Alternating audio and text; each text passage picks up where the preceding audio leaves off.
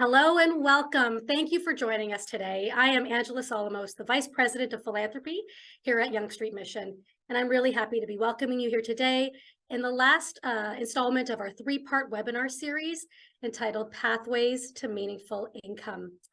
Today, you will learn about the complex systems and challenges YSM's community members go through and how we, through our care management program, guide community members to achieve forward movement in their lives, and of course, the different forms of support they receive toward meaningful income. But before we begin, a few housekeeping reminders. We are recording this session and you will receive a copy. And when you do so, we'd love you to share it with others. We will be taking questions and we'll try to get to them all at the end of the show. But we're not sure if we'll be able to answer all of them. So rest assured, we will answer every question. All you need to do is click the tab to the right of your screen called questions. You can ask away and we will either answer your questions at the end of the program or in an email that will follow after today. And so to help us get started, I did want to take a moment to acknowledge the land on which YSM serves the people of Toronto. This is the traditional territory of many nations, including the Mississaugas of the Credit, the Anishinaabe, the Chippewa, the Haudenosaunee, and the Wendat peoples, and is now home to many diverse nations, Inuit and Métis peoples. We also acknowledge that Toronto is covered by Treaty 13 with the Mississaugas of the Credit. So now I get to get us started by introducing our panelists today. We're really excited to have Angie Peters, the President and CEO of Yonge Street Mission, moderating the conversation today. We'll have Leah Caterberg, Yonge Street Mission's Vice President of Programs and Partnerships, joining us. Arlene Gomez, Yonge Street Mission's Care Management Supervisor, and special guest Elin Goulden, who is a social justice and advocacy consultant at the Diocese of Toronto. Welcome to you all, and I will throw it over to Angie at this time. So fantastic to be with all of you, and thanks for that introduction, Angela. We're looking forward to this time together with everybody. For those of you who have been following along with our webinar series today, you've learned a lot about the barriers that vulnerable individuals face towards realizing meaningful income in their lives. In the first episode, we met Chase, a young man who had to struggle through and deal with mental health concerns in order to be able to realize success. In the second episode, you met an employer, Paragon Services, who saw the value in creating employment opportunities for individuals like Chase and the difference that that could make in people's lives. Today, in this final episode, we're going to look at this through a different lens, where employment is actually not necessarily the right choice for a person. And this is because they may have many challenges in their lives. It could be education, health, other barriers that are making it such that work is not the best choice. And this is where our social system comes in. And so we'll be talking about our social safety net and that as a means of realizing meaningful income. The challenge, though, is that this social safety net and this income is in the context of a rising cost of living in the city of Toronto, which is a very expensive city to live in. And so often even that is not enough. And to share with us a little bit more about what that looks like, the challenges, we've got joining us our special guest, Elin Goulden, who is the social justice and advocacy consultant with the Anglican Diocese of Toronto. Elin, can you paint us a picture for what it's like for people who are living on social assistance in Toronto? Yes, Angie. In my role, one of the things that I do is to advocate for people who are subsisting in increasingly deep poverty, despite receiving government assistance. Whether in the form of Ontario Works or Ontario Disability Support Program, the level of support is abysmal. It is really difficult to make ends meet for people on social assistance in this province. It's especially bad for people on Ontario Works or OW. They are living nearly 60% below the poverty line in Toronto. Now, that statistic is based on 2022 numbers, and as we know, inflation has only continued to go up, while OW rates have remained stagnant since 2018. It's a little better on ODSP, the Ontario Disability Support Program. It's now indexed to inflation, but even with that, the rates are still about 40% below the poverty line, and that doesn't even take into account any extra costs associated with their disability. So the poverty gap in our province is widening, which is why organizations like YSM are so important.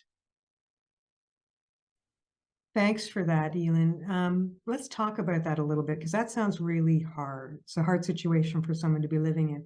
And as you know, Young Street Mission has staff that focus on working with individuals, sort of care managers really, to work with them to navigate the system, kind of like a concierge, to help them find their way to the supports that exist to best support them. You indicated that you felt organizations like YSM are important in supporting individuals in this way. Can you give us your unique perspective, your vantage point on why that is?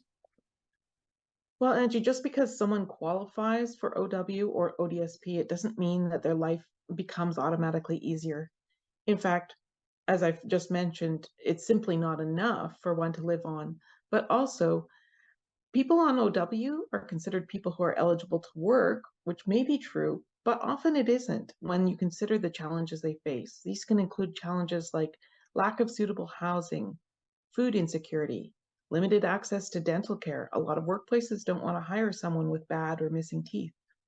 Limited access to mental health supports, lack of digital access, which is increasingly important not only to look for a job, but even to access benefits in the first place, or a person might be living in an unsafe situation. So if you have all or some of these challenges, it becomes even more difficult to look for a job. Even with income support from the government, people need help to address these complex challenges. So agencies like YSM are vitally important in helping people achieve stability in their life, without which they aren't even in a position to find or maintain work. Hmm. Can you share some more specific examples of what those challenges are like for individuals, Elin? Angie, we see people who qualify for subsidized housing, but because of the long wait lists, there's over 80,000 households on the subsidized housing wait list in Toronto. These people are having to continue to pay market rent and choose between paying their rent or putting food on the table. We see single parents, moms who want to work, but they can't afford daycare or they can't access daycare that's going to work with their job schedule and who have no other support structures in place. We've seen the numbers of people using food banks quadrupling since the beginning of the pandemic. And we're increasingly seeing people losing the housing that they can afford as older apartment buildings are demolished and redeveloped into higher priced units. Wow, those are very difficult challenges to overcome. Thank you, Elin, so much for helping us understand this situation better. You know, at YSM, our staff encounter this daily, working with individuals in these kinds of situations that you're talking about, people who are trapped in poverty despite their desire to work hard and to really work towards realizing their goals for themselves and their families. We do have a team of specialists at YSM that work with individuals specifically in this effort to help them navigate the system and find the supports that they need to the extent that they exist, of care managers. These are professionals that really just work with the individuals and help them navigate support to help us shine a light on that kind of work and what's involved in helping people succeed despite the barriers. We have with us today YSM's care manager supervisor, Arlene Gomez, to walk through that with us. Arlene, you work with adults navigating these kinds of situations all the time. Do you see a struggle in doing that? I do. Yep. In fact, when we're screening clients for eligibility for the care management program, one of the first questions is, what needs or goals are you looking for support with? And almost always, system navigation is the answer. They're probably not going to use the word system navigation, but they're going to say something like, I'm looking for help on getting my ID, or I want to get on social assistance, but I have anxiety and I can't make the call, or I need a dentist, but I can't afford one. Can you please help me get dental care? And all of these kind of examples, they encompass system navigation support. As we're screening the clients, we're also assessing what their system navigation abilities are. Some clients, they have grown up in the system and they can honestly navigate better than care managers can, but they're probably going to need some support due to mental health challenges or a disability that gets in the way of self-advocacy. And others, they might not have any idea where to start. So we just need to meet everyone where they're at on that spectrum. And if they are eligible for care management, we create plans with them based on their needs, their goals, and their strengths and their capacity at the moment that they come to us. And with our times measurement tool, we capture where a client starts off on their journey, and then we take note of their holistic growth during their time with us. Wow, that's incredible. I mean, and it's sad that the system is so complex that this is needed. But I can imagine, I know for our team and for you that this is not an easy thing to do. So I can't even imagine trying to do it if you're under some sort of stress or you have some constraints in your life and your abilities. I want to ask you a question. You said, you mentioned eligible, if a person is eligible for care management. How does a person be eligible? Yeah, to be eligible, they need to live in Toronto, be within the ages that we serve in our department at Bridges. And the most important thing is just be ready to make those changes in their life. And once they're eligible for the care management program, then we customize the support for them into a goals plan. Everyone needs a different level of support. So for some, we may need to accompany them to a doctor's appointment because that would be very intimidating for them. And then for another person, maybe they just need help filling out forms and just getting instructions when it comes to submitting the application. But no matter what the level of need is, our ultimate goal is to empower individuals to comfortably and self-sufficiently navigate the system on their own one day. And this is a really rewarding experience for the client and for us as we witness their self-esteem and their independence grow. Thank you for that. So I think we all need to hear a story of success. And I understand you have one to tell us about Steve, a single dad who was a contractor who was dealing with some challenges. Can you tell us that story? Absolutely. It's been such an honor working with Steve for the past 2 years. It was actually his 20-year-old daughter, Alice, who came in for care management at first and not him. She was referred to me by her counselor at the time here at YSM because she was working on her mother abandoning her as a child and becoming an unofficial caregiver to a sibling with an addiction. And she was just feeling burdened by her father's stress, as she felt she needed to help him too, as well as her sibling, as well as her own goals, you know? That is so much pressure and responsibility for a young girl. I can't even imagine what she must have been experiencing. And really so brave, right? How is it that her father Steve came to meet with you as well? So I asked her to bring her father in so that we can offer him support as well. Alice was hesitant because he had never gone to an organization or even anyone for any help. And I just want to make a side note that this is the amazing thing about YSM, that we're not only there to focus on the individual who comes to ask us for help, but we're also able to invite the whole family to make the changes as well. Because when you can work on, you know, the whole family, you actually can impact a greater transformation into that one person who does come in. And so when Steve came into our first meeting, he was skeptical, overwhelmed, and hopeless. But to our surprise, he was ready to make those changes in his life. Isn't that great? That's so true, right? We look at people who are struggling and we think it's because they don't want to change, but they're probably just afraid and hopeless. And so that's such a win for you and Alice to have Steve come in. Yeah, honestly, we felt like we had won the lottery when he did come in. But you know, Steve, he really did have good reason for feeling so overwhelmed. His mild illiteracy, overmounting debt, social anxiety, and developing disability were causing him to fall behind on his bills, taxes, health access, and keeping up with his roofing business. And so his relationship with his daughters was becoming strained on top of that. And as he was getting more isolated, he began trying to escape with alcohol and hoarding. And so it was clear that we really needed to work on Steve's barriers so that Alice could begin living on her own life of independence and her own purpose in life, so that she wouldn't feel burdened to take care of both her father and her sibling. And I really felt the heaviness of the situation. And honestly, sometimes I wondered if I could help them. we would spend double the amount of time in my sessions with them. And we would meet with each other weekly to work on their needs and goals. But little by little, we were able to chip away at it. And so I want to show you a pie chart here.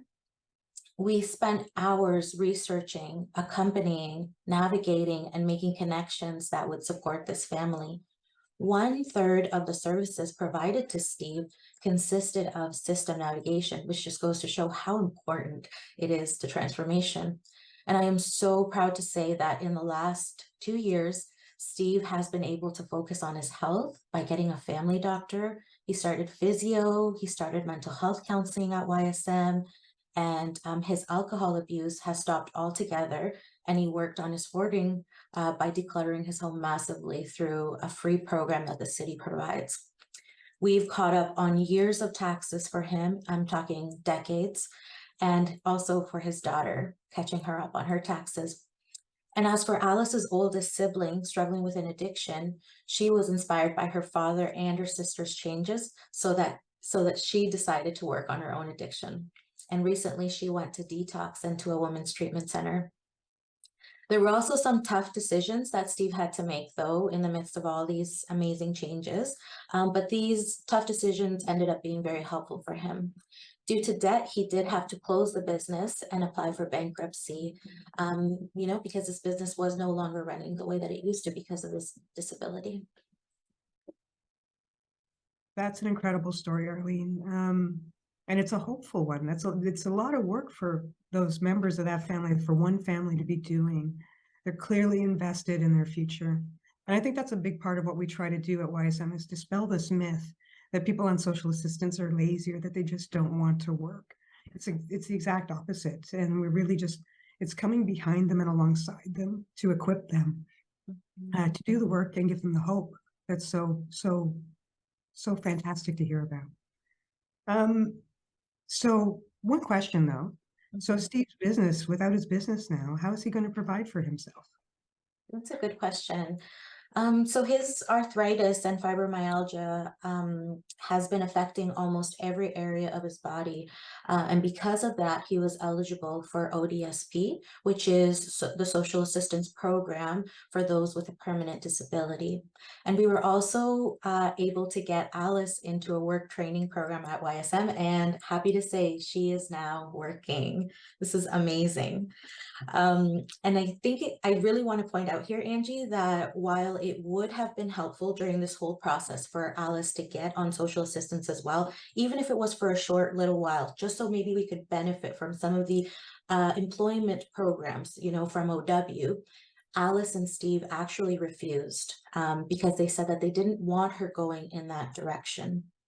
So since getting support at YSM, they have been active in breaking the cycle of addiction, financial illiteracy, unemployment, hoarding, and isolation. And there's so many more details that I wish I had the time to tell you, but in a nutshell, this is a peek into Steve's transformation. And all they needed was a little bit of support with system navigation and a little bit of hope. Just a little bit of hope. That's an important thing. YSM often says that we're working towards ending chronic poverty in a generation, that it ends in a generation. And this is a perfect example, this story of Steve and Alice, because Steve stabilized. Alice has less of a burden, right? And she's not carrying all of that burden, so she can focus on herself. And Steve is still being supported in his journey, as is her sister. I mean, that's wonderful. This means that for Alice's children, probably her sister's children, their lives will be very different than Steve's was, and then theirs were. Theirs are a little harder than their children's will be. And that's what this is all about, this kind of big change. And it's nice to know that social assistance was the right solution for Steve. And because of that, Alice is enabled. She's not carrying such a big burden. So this is how the cycle of poverty ends. This is how it breaks. It's very exciting to hear about it. And it's a key understanding just to pause and realize, I think, for all of us, how important this understanding the system and navigating the system is, that it's complex. It's not as simple as filling out a form and you're done. Yeah. It's an ongoing effort, and helping people do that is critical. Thank you, Arlene. We really appreciate you taking the time to share this with us. At YSM, we have Times, which has 18 indicators of well-being for a person moving forward in their life. And as in care management, people like Steve, when he came in, he was assessed in terms of where he was at on those indicators. And with Arlene, worked together to set some goals for himself. And of course, his progress was tracked against his goals and against these indicators. Here to walk us through his progress is YSM's VP of Programs and Partnerships, Leah Caterberg. Thanks, Angie. It's really great to be here to talk about Steve's progress. What a great story. And I'd love to kind of unpack how we bring our measurement system into it. So you mentioned Times. Times is, of course, our tool that we use here at YSM to do a couple of important things. So first of all, we use it to act as a measure to gauge people's progress as they work with our care managers, such as Arlene, towards the goals that they've set for themselves. And secondly, it allows us as workers who are coming alongside our community members to know if the help that we're providing them is actually making a positive impact on their lives. So let me illustrate for you how we use it for our audience here. We have the progress that Steve has made to date according to Times up on the screen. And this graph shows positive moves as well as moves backwards, because let's face it, none of our lives moves in a constant upwards trajectory, right? As much as we would like it to. But you can see that thanks to the work that Steve undertook while engaging with us here at YSM with Arlene, his scores improved over time to the point where you can see once he moves past the 1 year mark, his overall change in score is over 1. And that might not sound like a whole lot, but it's actually pretty significant because we measure all of these 18 indicators that you showed on the screen, Angie. As you know, we measure each of those on a scale of 1 to 5. And so a move from, say, a 3 to a 4 actually shows a pretty significant difference in someone's life. Now, if we dig a little bit deeper into some of those indicators, here's where it gets really interesting. For this graph, we've pulled out 2 indicators: system navigation, which is what Arlene has been talking about, the work that she's been doing with Steve, primarily to understand what's available to him, and sense of power. We can see that with the systems navigation work Arlene did with Steve, starting around January of last year, his ability to understand what supports and services were available to him increased. And Arlene noted that with an increased score on the system navigation indicator. So that makes sense. But what I really want to highlight here is that following that, in July, we can see a significant increase in Steve's sense of power. So when someone is able to access the supports they need to bring their life to a more stable and predictable place, they feel, sometimes for the first time, empowered to take care of themselves and any dependents they might have. And as I believe Arlene said earlier, many of the community members we work with, they need this kind of support as the starting point to working with us. We know that once someone feels like they've gained control over their life again, that's when they're ready to start thinking about the future. And I have one more chart to put up for us here. This one plots 3 Times indicators to see how they move together, and it's really interesting. So here we're looking at systems navigation again, addictions and mental health. And again, systems navigation is the one that moves from a 1 to a 2 around January of last year, kind of right at the beginning of our chart here. We can see that it leads to a sustained and significant increase in Steve's addiction score. Wow. And remember, a high score is a good thing in Times, right? So if the score goes up in addiction, that's actually good. So storyline here is that as Steve began to take control of his life again by accessing the services and supports available to him, he no longer needed to rely on alcohol to numb the problems that he felt piling up in his life. And you can imagine this one tends to have sort of a domino effect on the other indicators. We can see that actually from the chart here. We can see that a few months later, Steve's mental health begins to significantly improve, and his ability to access what he needs from the system also continues to increase, partly in thanks to the work that Arlene had continued to do with him. Back to you, Angie. Thank you so much, Leah. That really helps to see that, I think, right? To understand the connection between the supports that Steve's receiving and how that impacted his own ability to feel like his actions would make a difference for his life. And then even how that impacted his addictions and his use of substances. So wonderful story. Thank you so much for sharing that. And you know, Steve's story is not unique, is it? Right? With the individuals that we work with, we see this across the organization. And we see how the work of our care managers is integral to that progress, because they're the ones sort of walking alongside people with their goals and helping them work towards those goals and helping them have hope to work towards those goals. A few weeks ago, we gathered a few of our care managers around to talk about their experiences, and we'd love to share that with you now in a video.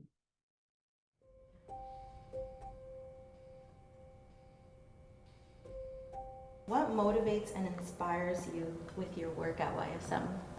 I think for me, it's when I look at the resiliency of our clients that really inspires me, you know, because so many are struggling.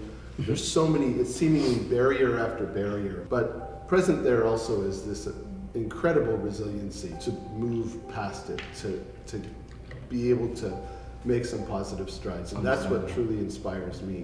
What have you learned as a care manager at YSM? That change doesn't occur overnight.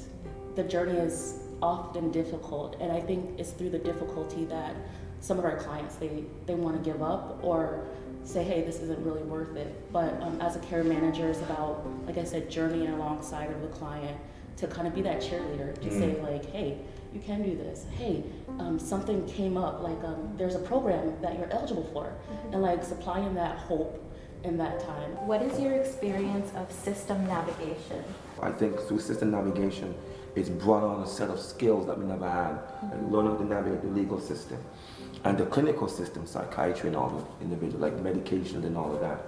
So I actually thank system navigation because it's given me a broader sense of, a broader overview of how I can support Absolutely. a client. We're really blessed at YSM to be able to say, oh, you need clinical counseling? Yes, we'll do a referral for that. Oh, you need housing? We can do a referral for that. Oh, you're looking for a job? We can do a referral for that. All within house. And of course, things that we don't have, we're able to look at partners, you know, who can help our clients in their goals. What is the top referral that you make constantly with many clients? This is an easy one for me. Same. It's always mental health, and that's one where I'm always willing to open up myself a little bit and say, look, I get counseling for myself. We all need support. There's no reason to feel embarrassed or weird about it.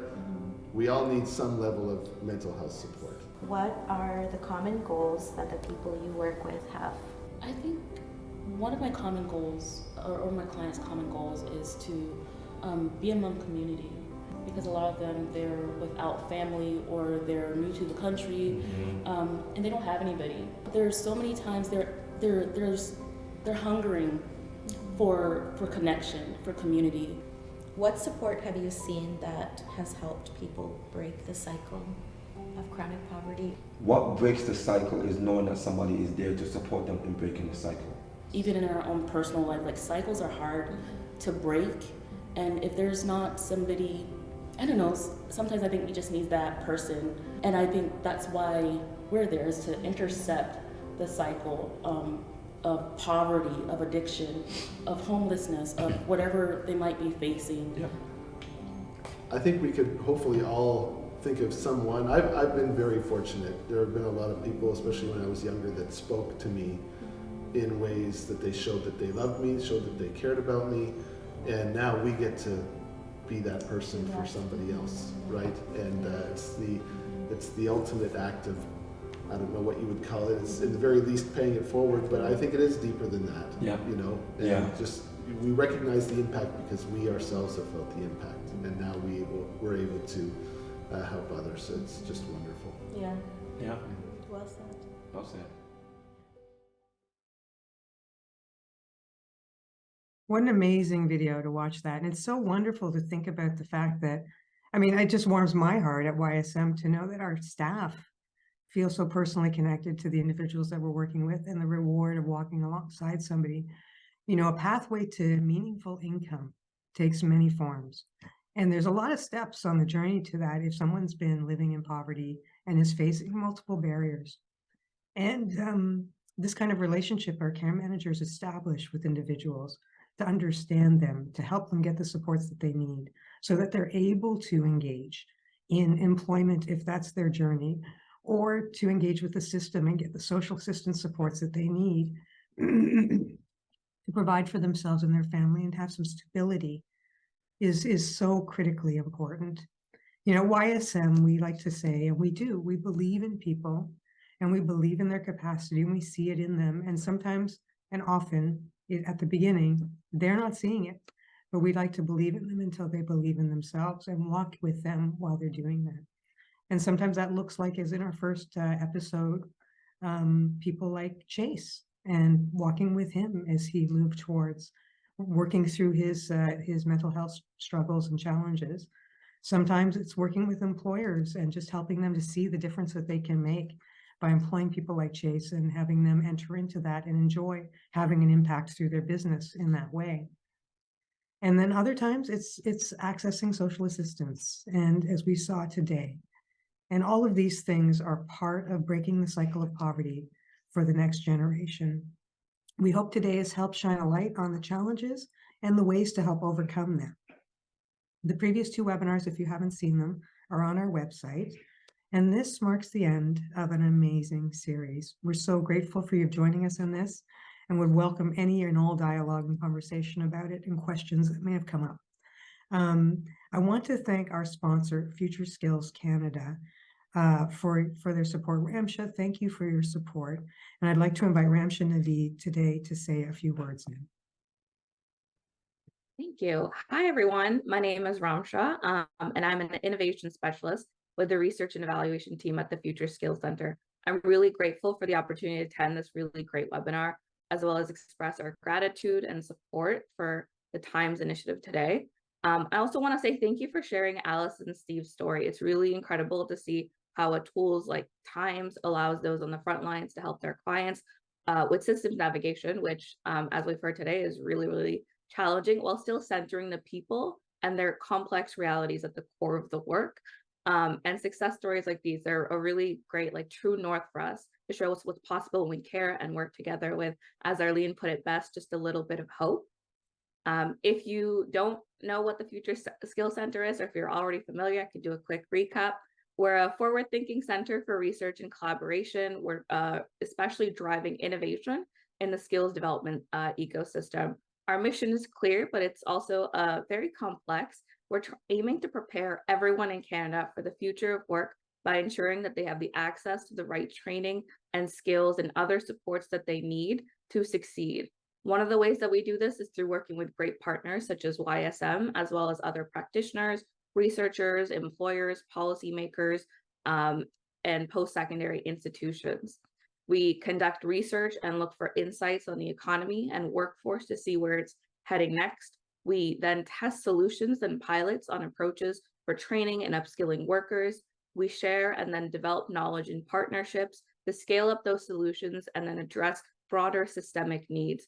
Through all of this, we also give a really special emphasis to vulnerable populations facing particular barriers, including women, Indigenous communities, and racialized people. To build a more inclusive labor market, we truly believe that this work calls for daring ideas, involvement of the communities that are affected, and evidence-based approaches. This is why we're really proud to support YSM's Times initiatives and the pathways that it creates to meaningful income.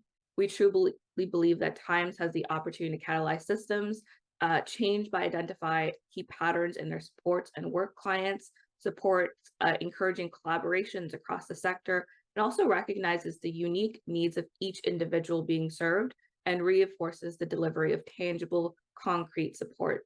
Through working closely with the YSM team members over the last couple of years, we've seen firsthand the rigor, the commitment, and the thoughtfulness that their team brings to this work, as well as their openness to trying new techniques to maximize their impact, and then also sharing their lessons widely through webinars like these or other knowledge products. Just to say again, we're really proud of this partnership with YSM and look forward to sharing and mobilizing the learnings from this work to inform larger system-wide change and policy and preparing the workforce for ever-changing labor market. Congratulations again to the Times team. and the entire YSM organization for the great work to date. Thank you. This brings it back to me, I believe. That comes to the end of our time together today. I want to reiterate Angie's thanks to Ramsha and everyone at Future Skills Center. All of this work, the webinars and the investment in times has been outstanding, and we are really grateful to you for believing in us, believing in the tool, and investing in it so that we can do this important work. We do have some time for some questions today, so I will invite our panelists back up on the screen. And I will ask you all some of the questions that have come in. The first question is for you, Arlene. It sounds like Steve made changes over a period of 2 years. Did you ever wish the changes happened faster? That's a really good question and a pretty common one. If you think about the time that it took for Steve's life to get into a proverbial knot, let's say, it took decades. And so 2 years is actually a very small percentage of the time to untie the knot. And just to let you know, 2 years is actually a rapid amount of time to make so many transformative steps for our community, which has struggled with generational poverty. Thank you, Arlene, for that. We all know how quickly 2 years can fly in our own lives, right? Another question for you, Arlene. How many cases like Steve's do you usually get? Right now, we're getting more family cases, but Steve's case is very unique in that he had his own business when he came into care management. And we rarely get clients who are business owners. So it does take a different set of resources and a plan to help a business owner like Steve, because no other clients come in with that. So it was unique. Thank you for sharing it. It was a great story and a wonderful spotlight on some of the work that you do, Arlene. The next question is for Leah. Leah, is Times used only by YSM, or do other organizations use it as well? That's a good question. We actually have 2 other organizations in addition to us using it. We're actively offering it to like-minded agencies. And the reason for that is because we believe in the power of data, right? Quantifying the qualitative good work that we're seeing every day. And we also believe strongly in the power of data to inform good practice and best practice. And so we want to continually improve our own services, and we thought other organizations might be interested in doing the same. It also, offering to other organizations also will allow us to aggregate data potentially across the city so that we can see on a broader scale what is the impact of the work that we're doing and whether we're making a dent in poverty in the city. So if you are an agency listening in today and you want to learn more, you got to call Leah.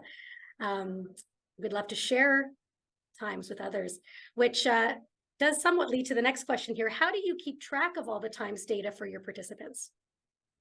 Right, so we use Salesforce, and it was a bit of a complex system to set up, but we're running with it now. We're loving it.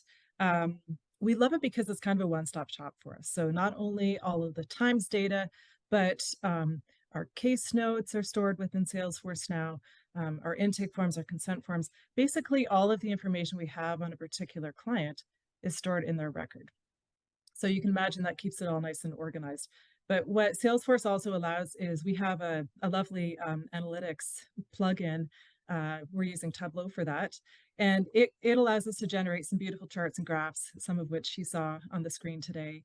And that really brings the data to life for us, that we can start to do some interesting analysis that we wouldn't be able to do if we were just looking at screen numbers. I think another thing to mention to our audience today is that we've invested so heavily in impact and measurement. We even have a director of impact measurement working on staff with us, which is a testament to the importance of measuring our work.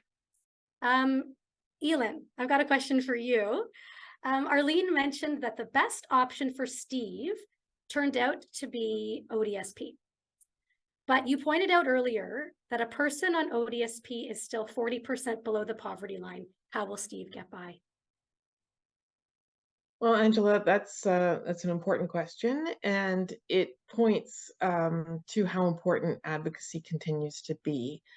For people like Steve who are living with disabilities, a lot of them About 1 in 4 Canadians with a disability lives in poverty. And at the food banks, they're saying about half of the people who are coming have some form of disability. Now, the federal government has stepped in and passed the Canada Disability Benefit Act in June of this year, but it could take up to a year or more for that benefit to be designed and rolled out. Advocates, including the Anglican Diocese of Toronto, are calling for an interim benefit that would start this year, which could help people like Steve. We also continue to call on the provincial government to raise the rates, especially for Ontario Works, and index it to inflation just like ODSP, as well as raising the amount of income people can earn before it's clawed back. They've raised the rates that people can earn on ODSP to $1,000 a month before it gets clawed back, which allows somebody who's maybe not able to work full time but can work a bit to make a little bit of extra income, which could help somebody like Steve. Thank you, Elin. Thank you for sharing that. And thank you to everyone who's posed a question today. I did want to start wrapping us up. I wanted to thank all of our guests who took the time to prepare and to be on this webinar with us today. This does bring us to the end of our 3-part series, Pathways to Meaningful Income. I do encourage you to go to our website at ysm.ca to watch all 3 webinars if you haven't done so already, and to also share them with others. These are important conversations, important for us to really understand what's happening in our city, understand the realities behind people who are struggling with poverty, and to understand the work that we can all do together in order to make the changes necessary to break generational poverty in this generation. And so for all of you who arrived today, those of you who've been with us on the journey, we want to say thank you. And we look forward to continuing the conversation with you. You can reach out to us at ysm.ca or give us a call at our offices. We'd be happy to chat with you. And that brings us to the end. Thanks, everyone. Be well.